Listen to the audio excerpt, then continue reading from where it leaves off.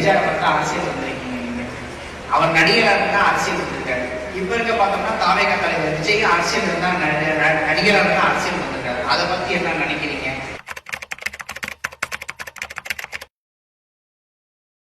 கலைத்துறையிலிருந்து அரசியலுக்கு வருவது தவறு கிடையாது. புரட்சி தலைவர் காலத்துல தன்னுடைய படத்துல பண்பாட்டோடு திரைப்படம் தொடர்ந்து வந்தது.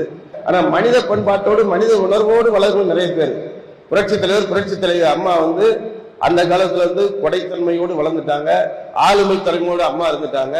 தொடர்ந்து ஆளுமை திறனை வளர்த்துக் கொள்ள வேண்டிய கடமை இருக்கிறது. ஆகவே நீங்க சொல்றபடி நடிகர்கள் வருவது தவறு கிடையாது. ஆனா கொள்கையோடு என்ன கொள்கை என்பதை முறைப்படுத்திக் கொண்டு தன்னை வடிவமைத்துக் கொண்டு தொடர்ந்து மக்கள் அவரை பெற்றுக்கொண்டு வர வேண்டும் என்பதுதான் எல்லோரையும் போல நானும் விரும்புகிறேன். ஆகவே இன்றைக்கு இருக்கிற சூழ்நிலையில புரட்சி தலைவர் அம்மாவோட யாரையும் ஒப்பிடுவதற்கு வாய்ப்பு இல்லை. அதனால மிகச் சிறப்பாக இருக்கிறதுக்கு அதுக்கு மேல அதிகமா யாரையும் விமர்சிக்க விரும்பல. இன்றைக்கு இருக்கிற அரசியல் சூழ்நிலை இருக்கிற இரண்டு போட்டிகள் தான் இருக்கு. அந்த 2 போட்டிகளை நாங்க முன்னிருக்கிறதுனால வேற யாரும் 3வது நபரையோ 4வது நபரையோ 5வது நபரையோ நாங்கள் இன்னைக்கு சொல்ற கருத்து மூலம் விமர்சிக்க விரும்பவில்லை. யாரா இருந்தாலும் சரி அவங்க அந்த வழியை கடைபிடிக்கக்கூடிய காலம் வரும் என்பதை மட்டும் சொல்கிறேன்.